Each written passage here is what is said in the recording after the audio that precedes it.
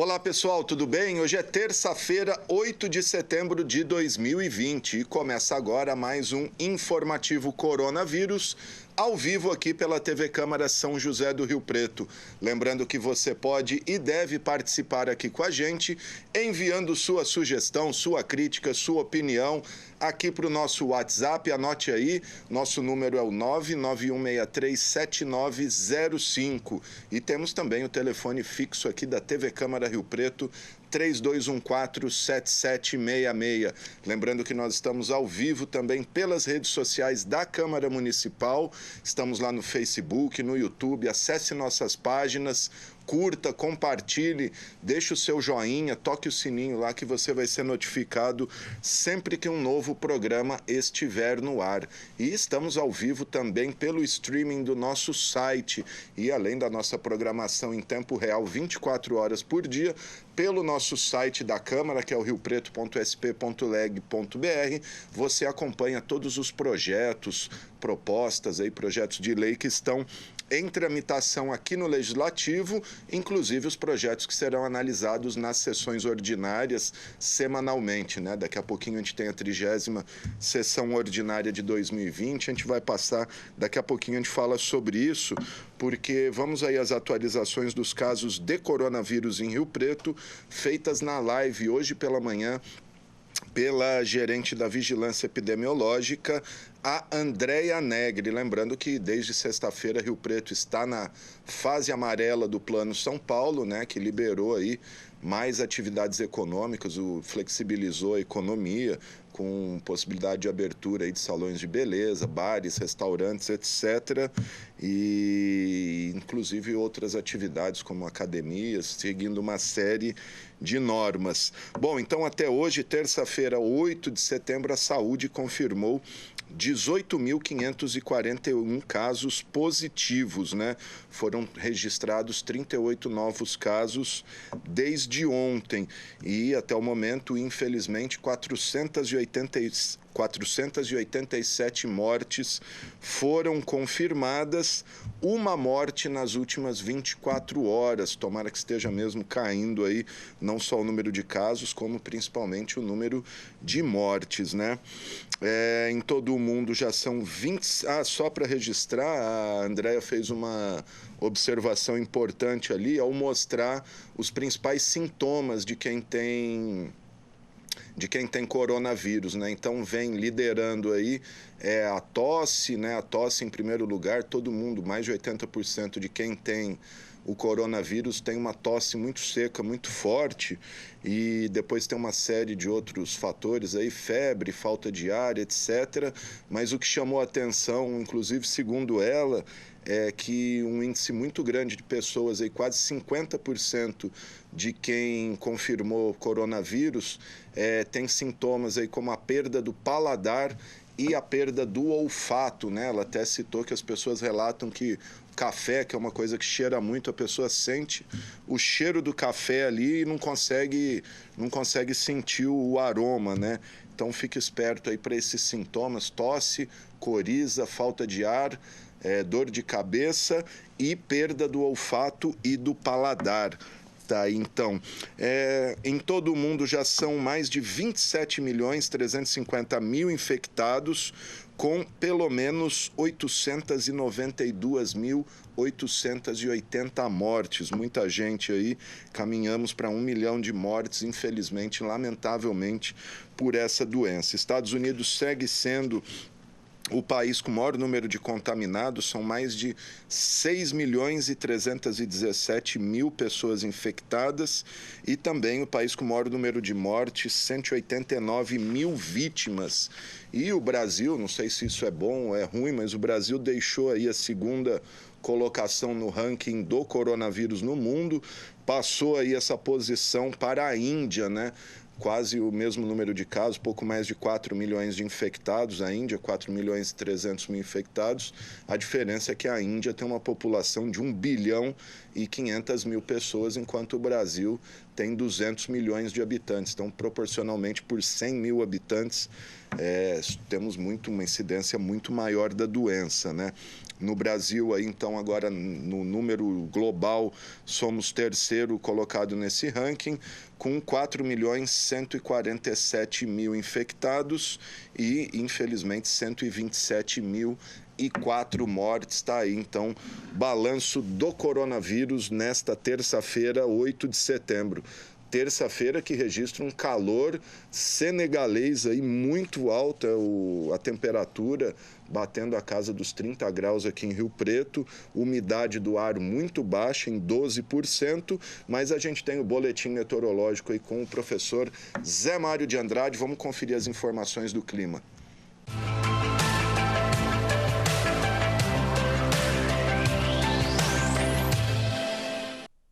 Bom dia, boa tarde, boa noite e um excelente ar para todos nós.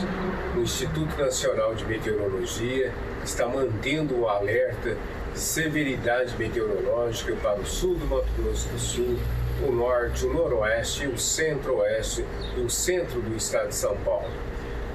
O INMET alerta que para o dia de hoje, terça-feira, 8 de setembro, a umidade relativa do ar ficará entre 12% e 20% na nossa região.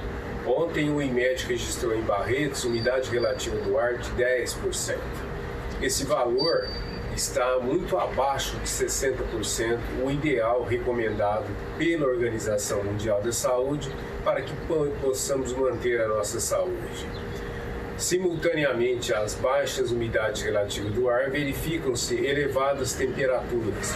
Às 12 horas no aeroporto já se registrava 34 graus e 12% de umidade relativa do ar. Verifica-se também no início de setembro que a velocidade média dos ventos está relativamente mais baixa que agosto. E isso também é um fator que aumenta a poluição do ar. Quanto menor a velocidade dos ventos, menor a dispersão dos poluentes atmosféricos, o que faz que as concentrações de poluentes atmosféricos aumentem muito na atmosfera. Enfim, estamos vivendo um momento de severidade meteorológica, não chove há 17 dias, os modelos meteorológicos estão indicando possibilidade de chuvas apenas a partir do dia 21 de setembro, e até lá toda a população tem que colaborar no sentido de evitar esforços físicos pesados ao ar livre e principalmente não realizar qualquer queima de resíduos ao ar livre. A queima de resíduos ao ar livre nessas condições meteorológicas pode provocar incêndios incontroláveis às margens das rodovias, nas passagens, nos canaviais.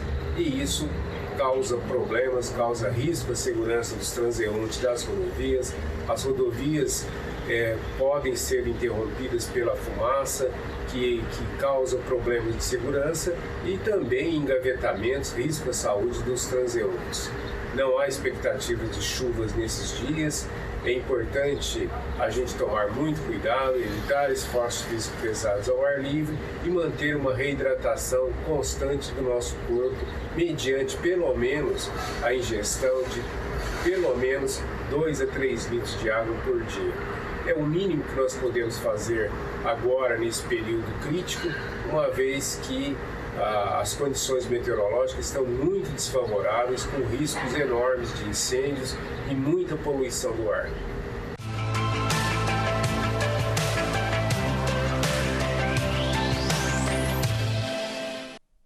Pois é, gente, tá aí o professor Zé Mário, então, com esse alerta, né, muita hidratação, porque o tempo está muito seco, o corpo precisa aí de 2, 3, 4 litros de água, depende aí de cada corpo, mas muito seco. E também a questão das queimadas, né, teve uma queimada muito grande hoje no Vetoraço, dava para ver a coluna de fumaça aí da cidade inteira e inclusive outras regiões, o próprio Pantanal aí ardendo em chamas. Vi umas imagens no final de semana aí, é muito triste ver o Pantanal, que é a maior área alagada do mundo, nessa situação, queimando tudo lá. precisa chover logo e, como disse o professor aí, sem qualquer previsão de chuva para os próximos dias.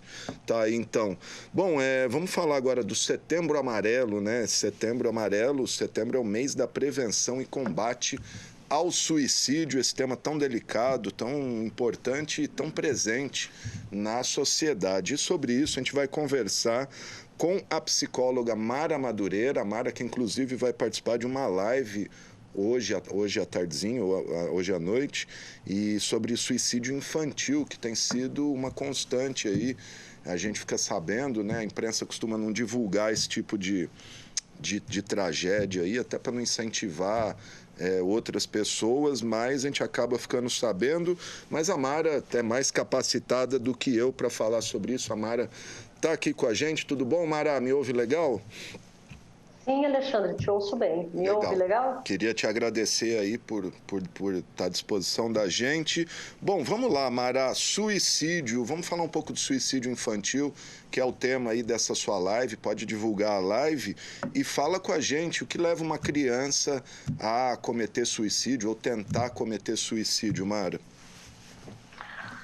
Olha, Alexandre, muitos fatores estão envolvidos num ambiente desestruturado, onde a criança não tem um amparo seguro, ela não tem o efetivo cuidado da família, onde a negligência de atenção da família, a família não presta atenção aos sinais que a criança emite. Então, muitas vezes, tem aumentado no mundo e principalmente no Brasil o número de suicídio infantil, causas envolvimento com drogas, abuso, violência. N fatores estão associados às causas do suicídio infantil e entre jovens e adultos é a segunda principal causa de morte. Adultos jovens, né? Jovens adultos, adolescentes e jovens é a segunda principal causa, perdendo apenas para acidente de trânsito. É muita coisa, né? Ô Mari, o que fazer nesses casos? Como abordar esse assunto com as crianças? Como identificar uma criança, um adolescente que possa estar com pensamento suicida? As pessoas, elas aparentam modificação no comportamento, isolamento social, ficar muito quieta. Em crianças, você vê através de testes e desenhos projetivos, a criança projeta conteúdos depressivos nos desenhos que ela emite, que ela faz. E a fala muitas vezes é clara, vontade de morrer, eu não queria estar aqui, eu não gosto desse mundo, não gosto da família. Às vezes a fala da criança, ela recebe uma bronca, porque para a própria família admitir que isso possa estar acontecendo é algo impensável.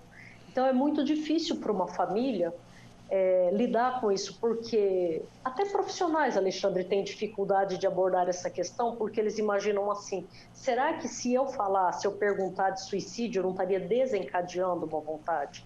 Obviamente que não, mas existe essa crença, esse medo. E se a pessoa falar que sim, que tem vontade, que tem planos, que tem ideações suicidas? A própria dificuldade do profissional em lidar com isso. Então, imagine a família que se sente despreparada, que se sente vulnerável ali. E se a pessoa falar que tem, como é que eu vou fazer? Então, não toca no assunto. É até um mecanismo de proteção que a família adota para não tocar no assunto, transformar isso num tabu. A mídia não divulga. Depois daquele livro do Sofrimento do Jovem Vert, lá do Goethe, criou-se essa ideia, porque aquele livro causou, na época, uma explosão de suicídios, que foi associada à leitura daquele livro. Então, imagina-se que suicídio por contágio. Você noticia, você fala, e isso contagia outras pessoas. No entanto, a gente sabe que uma fala respeitável na mídia, uma fala adequada, né, uma divulgação responsável pela mídia, é fundamental para trazer à tona esse assunto. Não sei se você percebeu, já está tendo uma tendência agora nas redes sociais de falar, vamos falar da vida. É tanto medo que as pessoas têm de falar de suicídio que eles começam a criar eufemismos, atenuar a própria magnitude da situação, como se falar de morte, de suicídio fosse um tabu.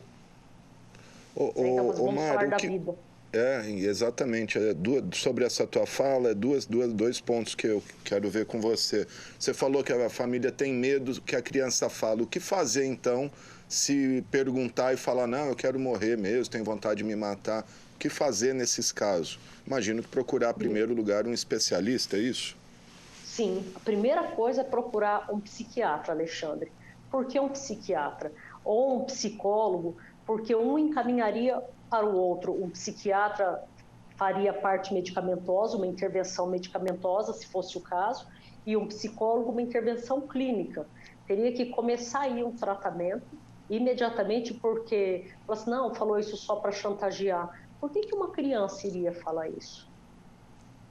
Se uma criança está expressando essa dor, esse sofrimento, eu não quero ficar aqui, ou então ela fala de uma outra maneira, eu queria ir com a minha avó, que já morreu, ou ela tenta suicídio também. Tem casos de criança que que tentam suicídio mesmo, tentam enforcamento com medicação. A principal causa de tentativa de suicídio é autoenvenenamento, tanto com pesticida nas zonas rurais, como com medicamento e outros tipos de venenos, de substância tóxica, raticida, inseticida, mais nos centros urbanos. E a família tem que estar preparada para isso, e se ela não sabe lidar, levar imediatamente para os profissionais, psiquiatras, psicólogos, para acolher essa criança e traçar um plano de tratamento para ela e orientação para a família. Orientar a família sobre isso. Não é nenhum estigma, não é nenhum tabu. Existem fatores biológicos, psicológicos, sociais envolvidos nisso, e é muito importante que a família entenda essas causas e trate. Pois é. Mara, outra questão que eu também quero ouvir a tua opinião é, desde que eu trabalho com imprensa, com jornalismo, a gente ouve, e os manuais já falam, que o suicídio não é para ser noticiado, enfim. Você acha que a mídia deveria mudar essa postura e tratar mais abertamente esse tema, inclusive promovendo debates e até noticiando casos de suicídio? O que você acha disso? Sim. Hoje nós sabemos, Alexandre, que o tabu faz parecer que não existe. Você tratar esse assunto como um tabu. Agora, um noticiamento responsável, o problema é quando a notícia soa de forma romanceada, dá muita popularidade. Então, a mídia pode sim noticiar isso de um modo que mostra o sofrimento, que mostra as consequências, que seja uma forma de informação e de prevenção, não aquela coisa romanceada, porque eu já estou com vontade de morrer, e a ideia de morrer com glamour ainda poderia ser um fator de estímulo, sim. Porém, se aquilo for noticiado de uma forma que mostra o sofrimento, a precariedade emocional por trás daquela morte, a dificuldade daquele indivíduo lidar com as questões, porque na maioria dos casos, talvez em 100% dos casos, porque você não tem como avaliar depois do suicídio as motivações. Alguns deixam cartas, alguns escrevem, comunicam, deixam nas redes sociais, mas você não tem 100% de certeza da intencionalidade, da motivação e da intencionalidade do suicida. Mas se você pudesse analisar e verificar, em muitos casos, o indivíduo não quer morrer. Os que tentam suicídio e sobrevivem, ele não quer morrer. Ele quer se safar de uma dor que ele não suporta. É como se a morte fosse o fim de um sofrimento insuportável. Ele tenta interromper a vida para interromper a dor. Então, a intenção não é nem extinguir a vida meramente porque eu quero pôr um fim na vida. Não queria morrer, mas eu não vejo uma saída. E quando a mídia noticia isso, quando a mídia mostra os conflitos por trás desses comportamentos, como estamos fazendo aqui agora, discutindo isso responsavelmente, ou quando ocorre uma situação de suicídio, um ato de suicídio, se a mídia tiver uma clareza para noticiar isso e mostrar a falta de atenção familiar. que o indivíduo muitas vezes não tem como perceber, Alexandre, muitas vezes o indivíduo não demonstra mesmo, mas na maioria das vezes há sinais. Há sinais. E se já tem histórico familiar, se já tem caso de depressão, se já houve uma tentativa. Quando já existe uma tentativa, esse é um sinal que acende, um alarme que acende, para você ficar atento, porque a maioria dos casos já tem um histórico, uma tentativa anterior. Então é muito importante que a família se atente a todos esses sinais. Sem dúvida. Inclusive tem jeitos e jeitos de você noticiar um suicídio, né? Inclusive acho que tem uma reportagem muito bacana, bem extensa, que inclusive ganhou o prêmio ESSO em 2004, eu acho, que é sobre um suicídio, só que a reportagem relatou o drama por trás daquele adolescente que cometeu o suicídio e não ficou no suicídio em si. Inclusive, Mara, eu conversei outro dia com o pessoal do CVV, o Centro de Valorização da Vida, e eles confirmaram que houve um aumento muito grande de casos de suicídio nesse período de pandemia, seja por depressão, questões financeiras ou outros problemas de ordem pessoal nesse momento da pandemia. E a gente não vê a imprensa, a grande imprensa e os veículos de comunicação diários falarem nada sobre isso, e parece que é o que você disse, né? Não existe o problema.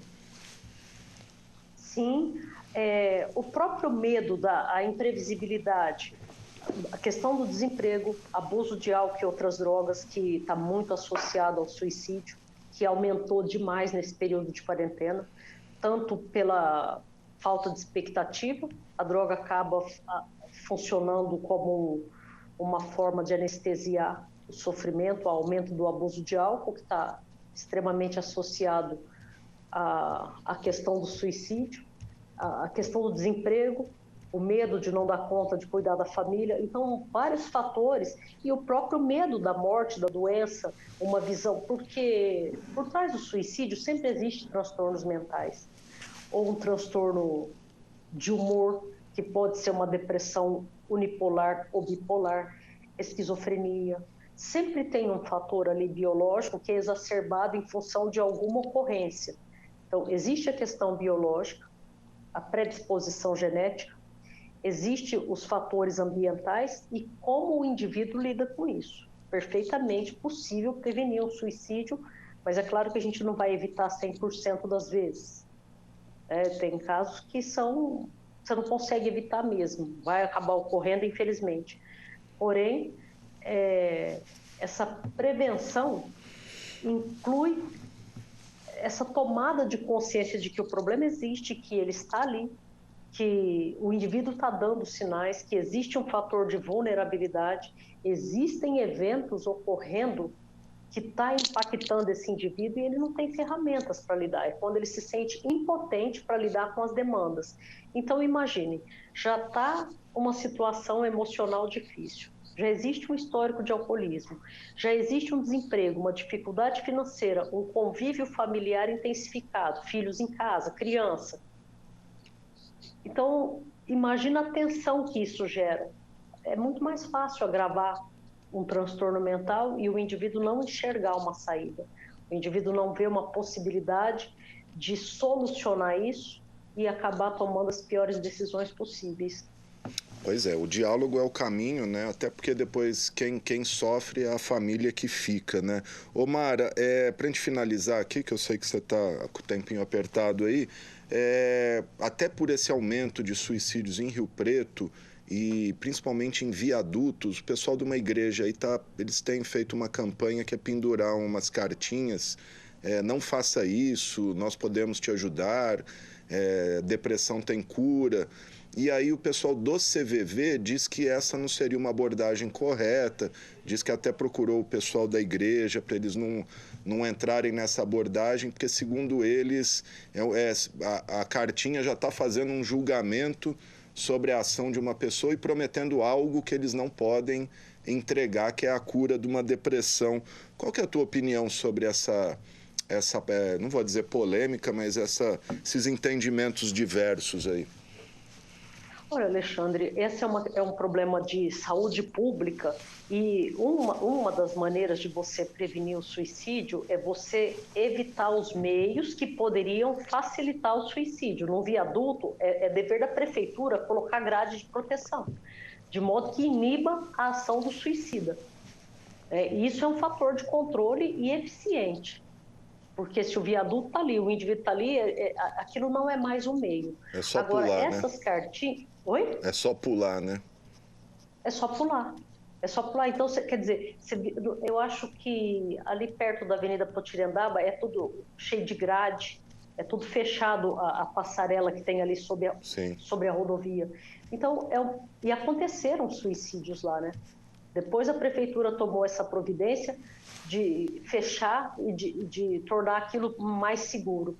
Então, essa questão da cartinha, eu não sei, Alexandre, se aquilo poderia ter um impacto positivo ou negativo, porque eu desconheci esse fato. Agora, se a pessoa está ali tentando levar uma palavra de aconselhamento, de entusiasmo, acho que a intenção é válida. E também não consigo ver como um julgamento você falar, estamos aqui, conte conosco, um telefone para contato, porque às vezes isso pode mobilizar sim as pessoas. A gente ouve muitos relatos de pessoas que dizem assim, eu estava pronto para cometer uma ação, aí encontrei um livro, encontrei uma pessoa, ouvi essa palavra ou na igreja ou em qualquer outro lugar. Então eu não sei se for uma fala adequada, a questão é essa. Talvez o CVV pudesse até orientar essas pessoas sobre o que dizer, quem elas poderiam procurar.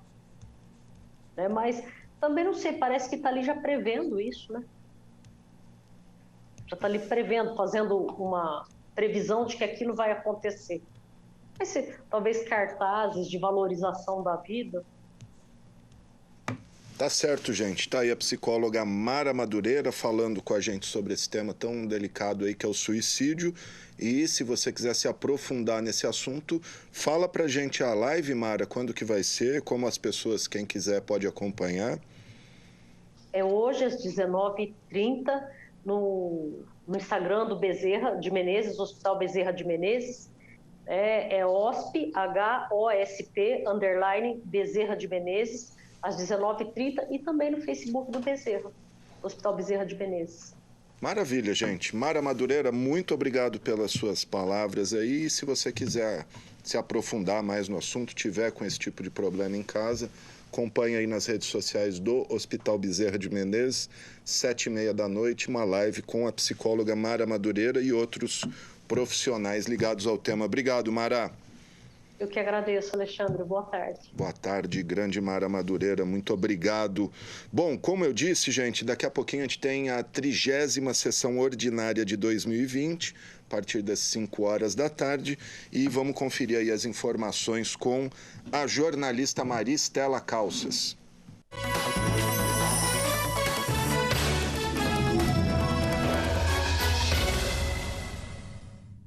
A Câmara realiza a 30ª sessão nesta terça-feira, dia 8 de setembro.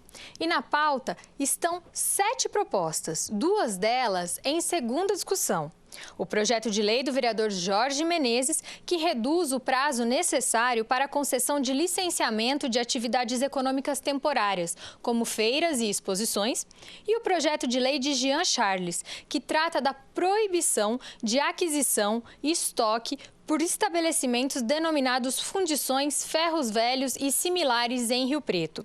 Em primeira discussão, os vereadores analisam 4 projetos de lei e um projeto de resolução. O projeto de resolução é da vereadora Márcia Caldas e determina a veiculação de boletins semanais todas as segundas-feiras sobre as vagas de emprego e cursos disponibilizados no balcão da Secretaria do Emprego e Trabalho, na TV e no site da Câmara Municipal. Os projetos de lei em primeira discussão são o da vereadora Karina Caroline, que trata de ações preventivas de combate à depressão e ao suicídio em crianças e adolescentes nas escolas públicas e privadas de Rio Preto, de Renato Pupo, que inclui um representante da Polícia Civil no Conselho Municipal de Turismo, e o de Fábio Marcondes, que permite a instalação de containers nas áreas condominiais do município. A sessão tem início às 5 da tarde e é transmitida ao vivo pela pela TV Câmara, canal 4 da NET 28.2 em sinal aberto e digital e pela Rádio Educativa 106,7 FM. Maristela Calças para a TV Câmara.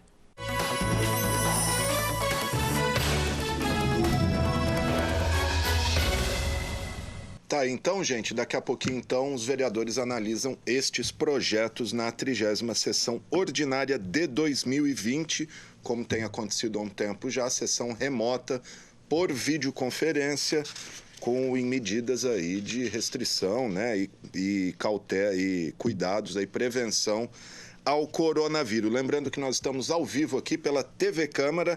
Você pode mandar sua mensagem aqui pra gente, o 991637905 é o nosso WhatsApp. E tá aí, então. Até porque, olha só, com o avanço aí de Rio Preto para a fase amarela do Plano São Paulo, várias atividades econômicas e sociais foram liberadas para o funcionamento, mas a dúvida do que não pode, o que pode, continua. E uma dessas dúvidas refere-se a condomínios particulares e suas áreas comuns de lazer, esporte, convivência, etc. E para tirar essas dúvidas aqui com a gente, convidamos a advogada especialista em direito condominial, doutora Cleide Camareiro Ferreira, ela que é também coordenadora da Comissão de Direito Condominial da OAB Rio Preto. A doutora Cleide está aqui no Zoom comigo. Doutora, me ouve bem? Tudo certo? Tudo certo, Alexandre. Boa tarde. Boa tarde, muito obrigado por nos atender.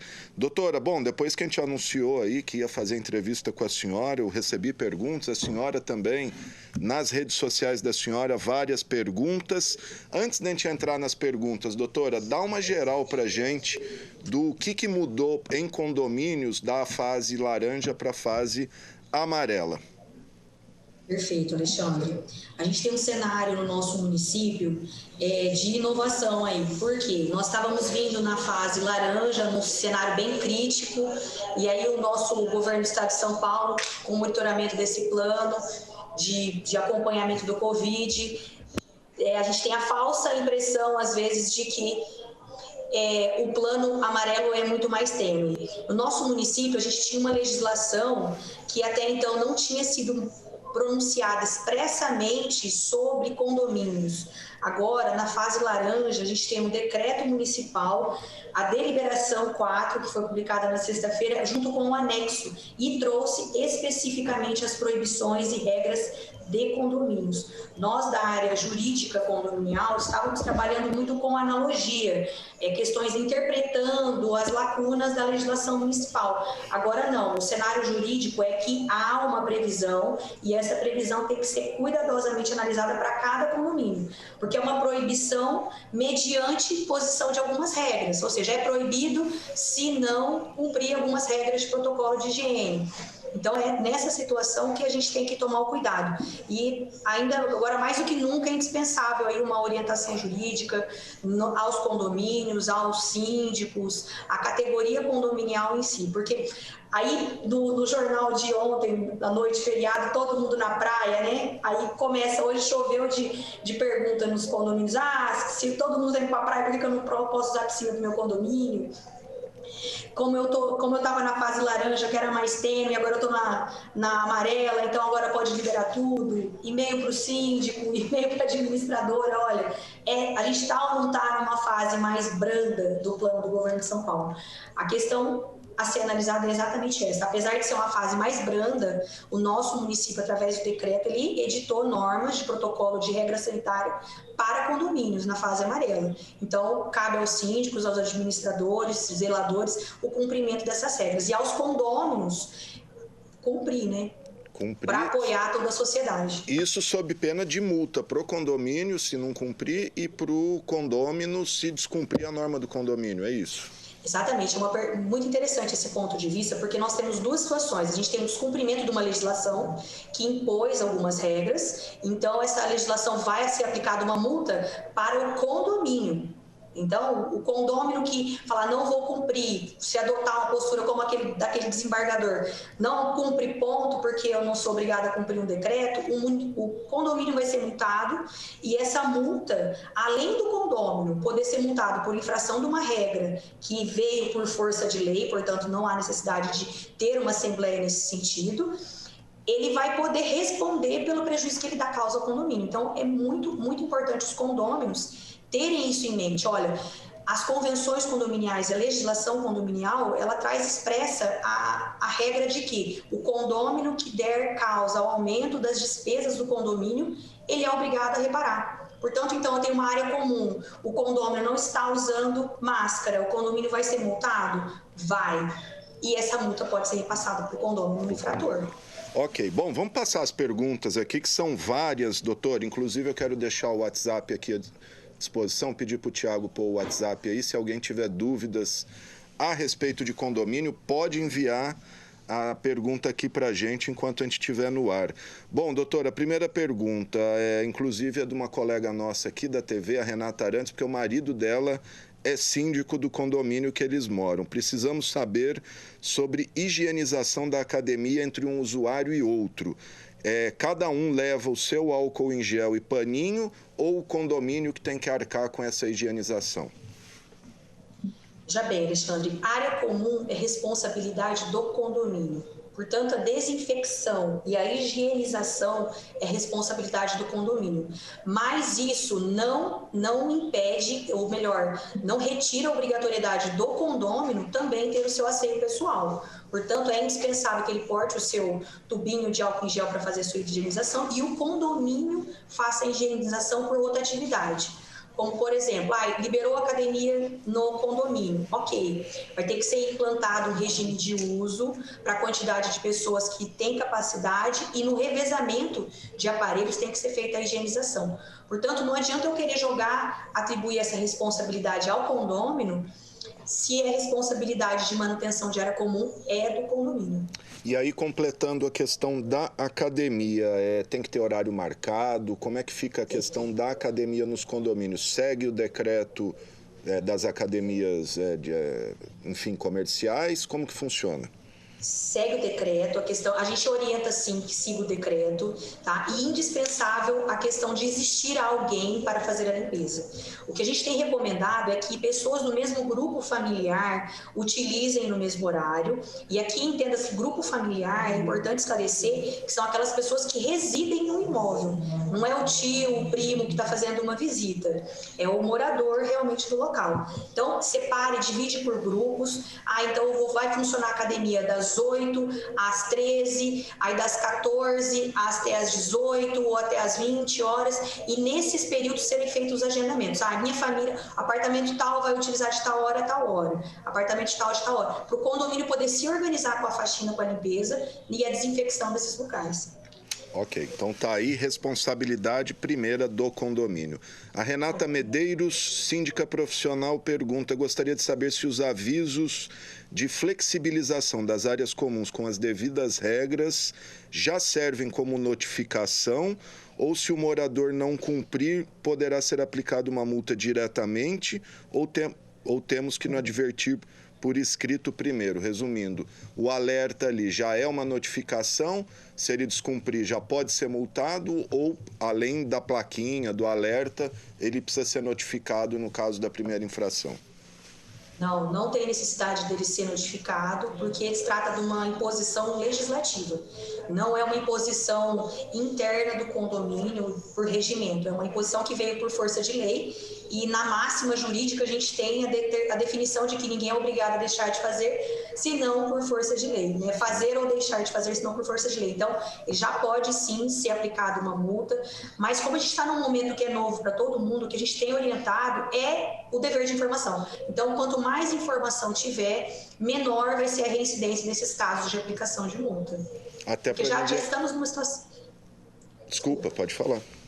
A gente já está vivendo uma situação financeira delicada para muitos condôminos, então ficar aplicando multa não vai atingir, às vezes, a finalidade, vai até dificultar a condição financeira do morador. Ok. A Gisele Souza, moradora de condomínio, gostaria de saber o motivo de alguns condomínios terem liberado a piscina e quadra e outros não, já que a fase amarela é mais branda que a laranja. O que diz em termos de piscina, doutora? Perfeito. Essa é aquela, como a gente começou o nosso bate-papo aqui. A impressão que se tem é que é mais amena. Mas nós temos uma situação no nosso município em especial que houve uma criação de regras específicas para condomínios que não existia nos outros decretos e deliberações anteriores. O Comitê Gestor de Enfrentamento ele foi muito claro ao trazer essas obrigações. Por exemplo, eu tenho aqui nas proibições, utilização de equipamentos de uso coletivo que não propicie a higienização. Quem que vai avaliar se não propicia a higienização? O item 2 aí do anexo 14. Quem vai avaliar? O próprio condomínio. Eu tenho condições de manter uma pessoa para fazer a higienização? Eu tenho arrecadação mensal para que seja feita isso? Eu vou ter que contratar uma empresa? Então, cada análise é individual. Eu tenho condomínios que são geridos pelo meu escritório que estão aqui, ó, liberaram e outros não. Então, gera uma revolta, um sentimento de revolta em moradores como a Gisele, que tá vendo a situação. Olha, meu vizinho liberou, mas eu não libero. Então, envolve uma questão de caixa individual, de funcionários, para que seja feita essa limpeza. Então, cada situação é individual para cada condomínio.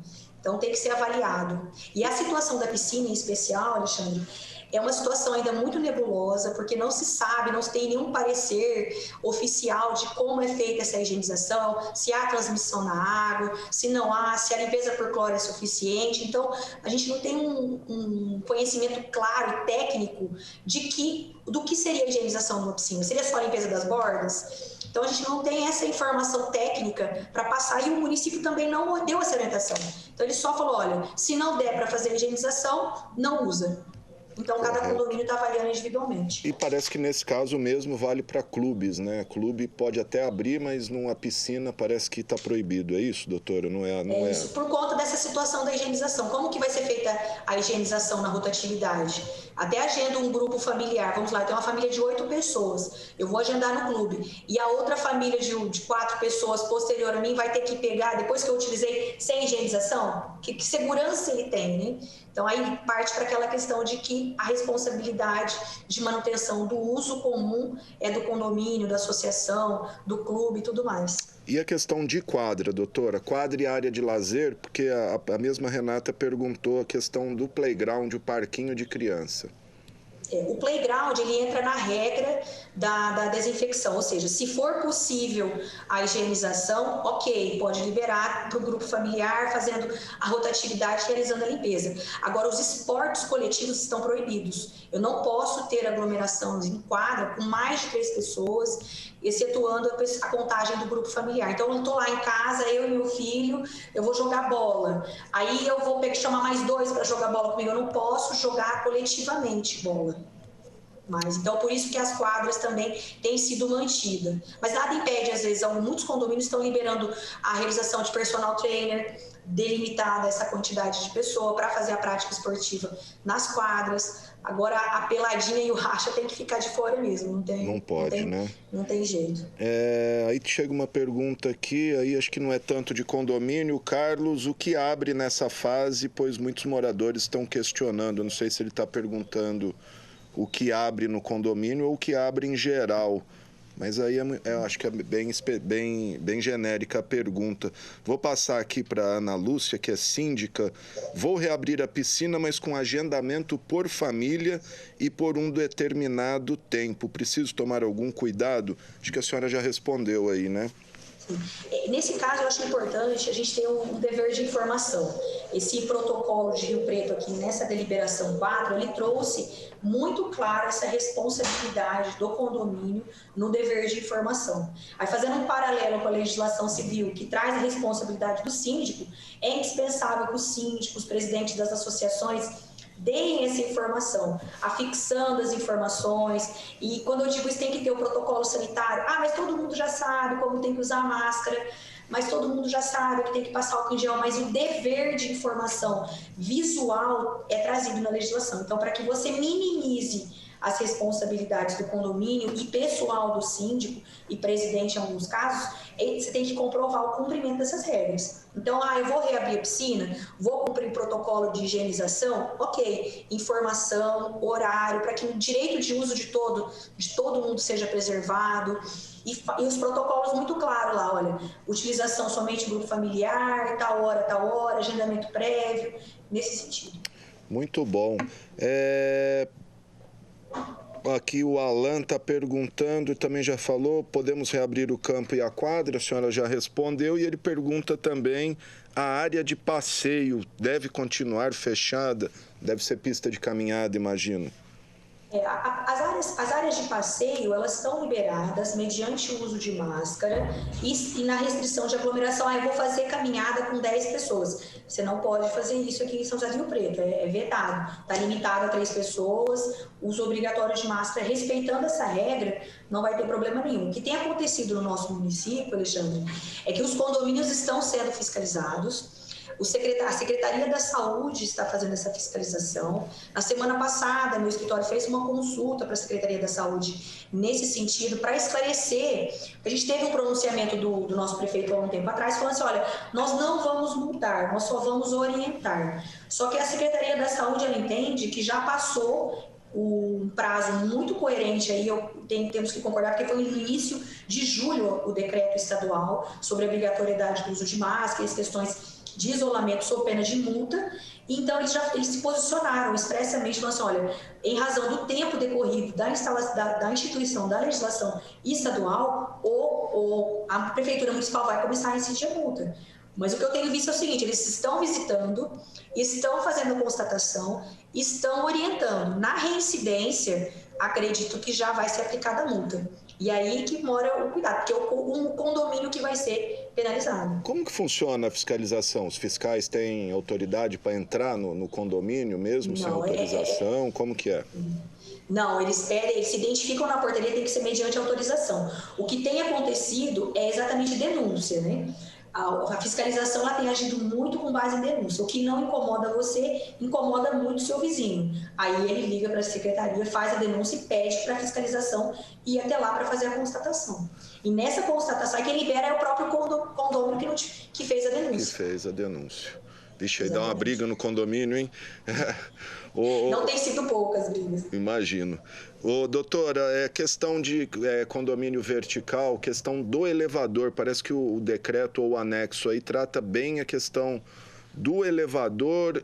Ele proíbe mais de uma pessoa no elevador ou ele recomenda que não tenha mais de uma pessoa no elevador?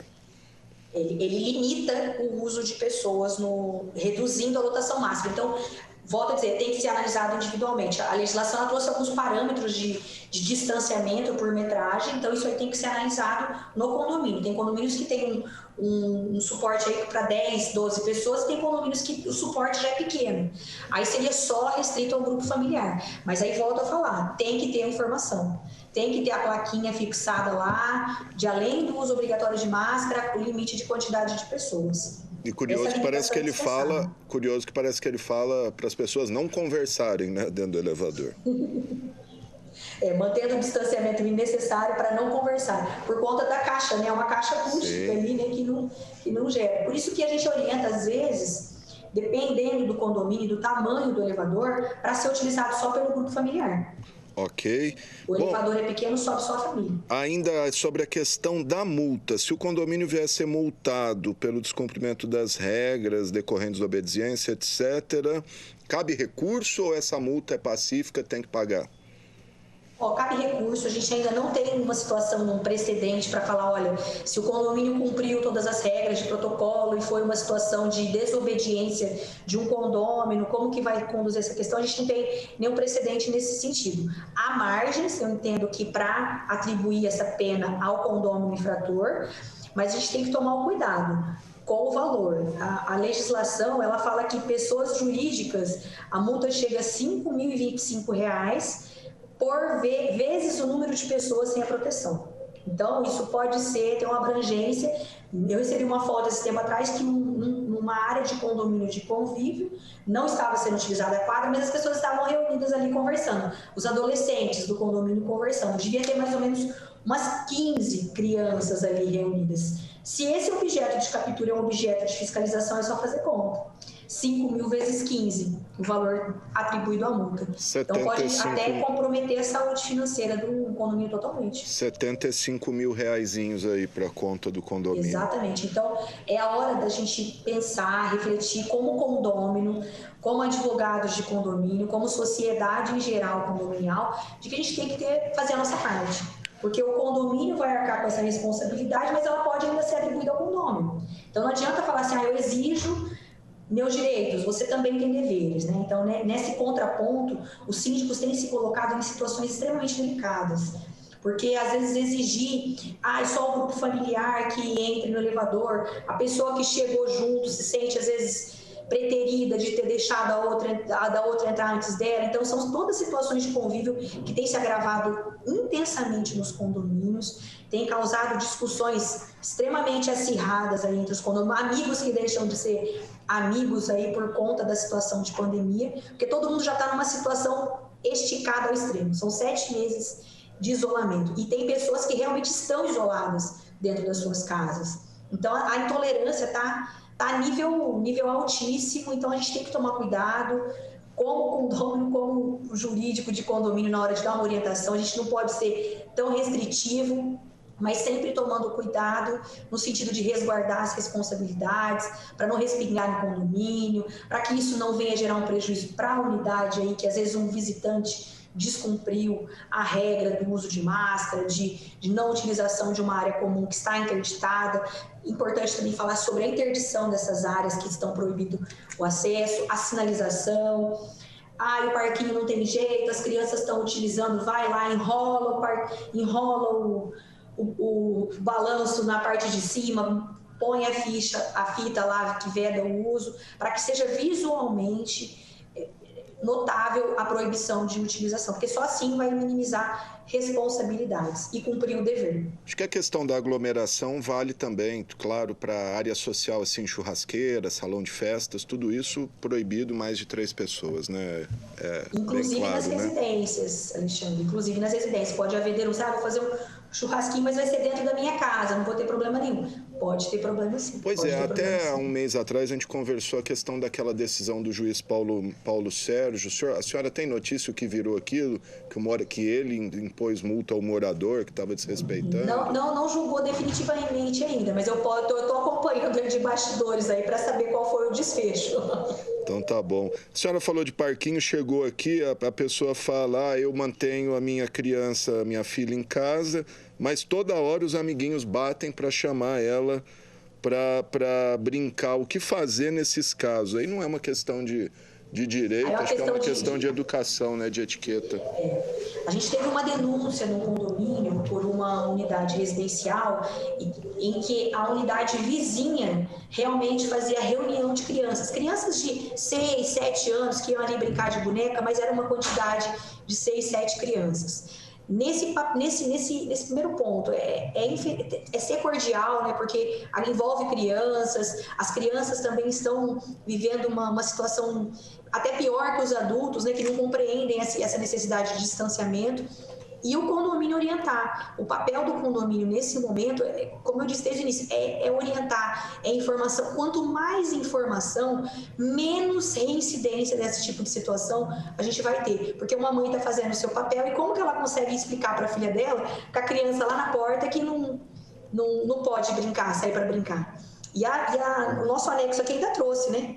No item 1.3 aqui, orientação aos moradores quanto à manutenção de crianças em casa e quando ao ar livre, sem contato com outras crianças. Ou seja, está claro aqui. E está claro também a responsabilidade do condomínio orientar esses moradores para que isso não fique acontecendo a todo tempo. Muito bom. Doutora Cleide Camareiro Ferreira, advogada da Comissão de Direito Condominial da UAB Rio Preto. Muito obrigado. Se quiser falar mais alguma coisa, e fica aí a doutora também à disposição dos condomínios, né? Quem tiver mais dúvidas, precisar de uma consultoria, procurar a doutora aí. Pode falar mais o que a senhora quiser aí.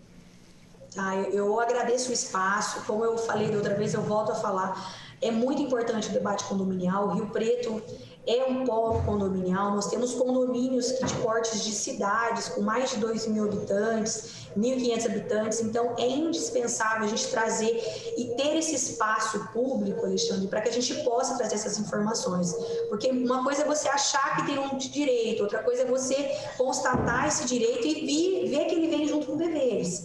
Entendeu? Então, a gente tem muitos síndicos aí profissionais, muitos síndicos moradores que não são profissionais e que precisam dessa orientação. E quanto mais haver o debate, mais braço técnico essas pessoas vão buscar para que possa se profissionalizar, mesmo que seja a nível residencial, para minimizar essas responsabilidades. Porque hoje em dia as coisas se judicializam simplesmente. As pessoas, todo mundo conhece o advogado já tem aquela fama de chato, né? E aí vai, assim vai. E para evitar todo esse desgaste aí, é indispensável aí buscar uma orientação jurídica, e a OAB tem trabalhado muito nesse sentido, dando um espaço enorme para a Comissão de Direito Condominial. Maravilha. Doutora Cleide, muito obrigado, viu, pelas suas informações e parabéns aí pelo trabalho. Um assunto curioso, né? Direito condominial e mais do que nunca está na pauta aí. Obrigado, viu?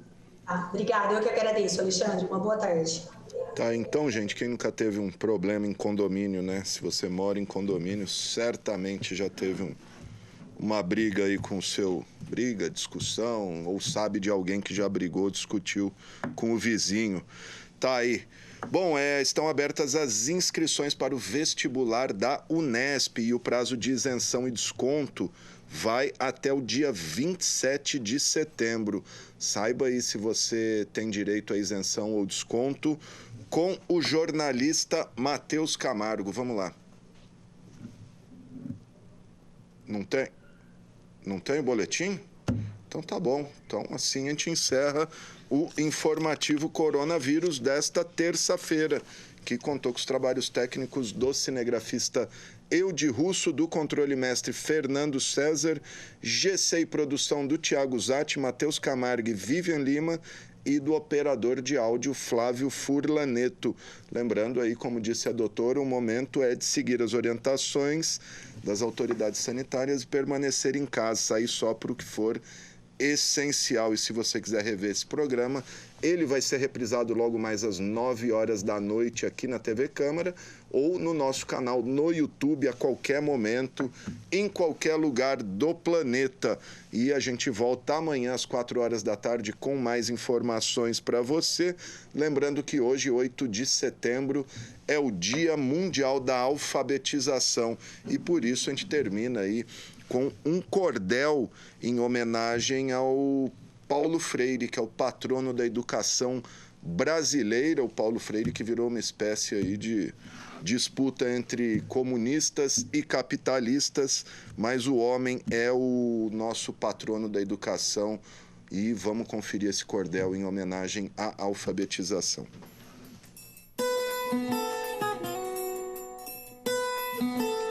Eu vou contar a história de um ser conectivo. Em 19 de setembro, nasceu alguém criativo, que lutou a vida inteira, foi sempre prospectivo. O seu nome é Paulo Freire, sua vida tem memória, persistência na luta, clareza na trajetória. Para ele esse cordel é nossa dedicatória. Na cultura popular, aprendeu a ler o mundo. Sua obra promoveu o mergulho mais profundo. Ensinar e aprender é um trabalho fecundo. A sua pedagogia, cheia de amorosidade, é um ato de coragem e de politicidade. Não se faz educação sem paixão e sem verdade.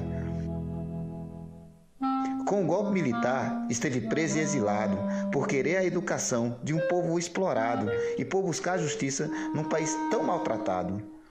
Seu Brasil nunca esqueceu, fez projetos, resistiu, escreveu livros e versos que o mundo aprendeu.